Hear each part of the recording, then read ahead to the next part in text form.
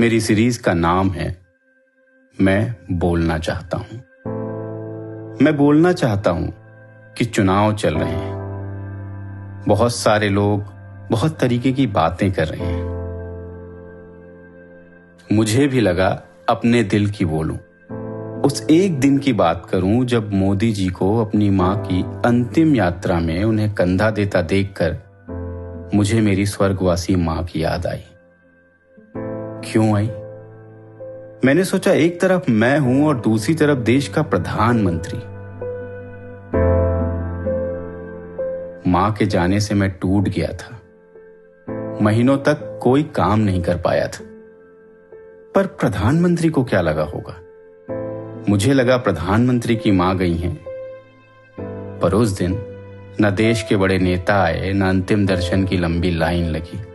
उस दिन एक तरफ मां की चिता अभी भी जल रही थी और दूसरी तरफ चिता को मुखाग्नि देने वाला बेटा काम में लग गया था। मुझे याद नहीं है मैंने ऐसा दृश्य पहले कब देखा। सोचता हूं, आखिर क्या चल रहा होगा उस इंसान के मन में, उस बेटे के मन में।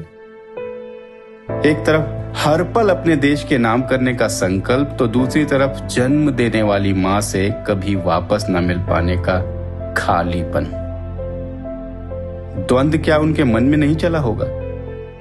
फिर समझ आया कि उस दिन अगर उन्होंने काम को छोड़ दिया होता ना, तो शायद मां भी उनसे छूट गई होती। उस दिन प्रधानमंत्री ने अपना निजी दुख किनारे रख मां से मिले देश सेवा के संस्कार को निभाया। आंसू तो मोदी जी को भी आए होंगे। चिता की अग्नि पर नजर टिकाए मां की सुनाई कोई आधी अधूरी लोरी को याद कर आंखों के किनारे से चुपचाप बह गए होंगे। मां के जाने के बाद दुनिया तो छोड़ो, अपने लिए जीने का मन नहीं करता। पर शायद हर पल देश के नाम का मतलब यही होता है कि अपने लिए जीने का मन करे ना करे, देश के लिए काम करना होता है।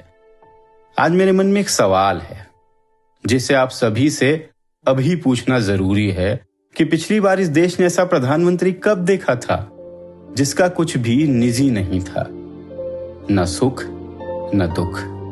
आगे कई प्रधानमंत्री आएंगे, पर शायद ऐसा कोई नहीं आएगा जो हर पल देश के लिए जिया हो, जिसका हर पल देश के नाम हो।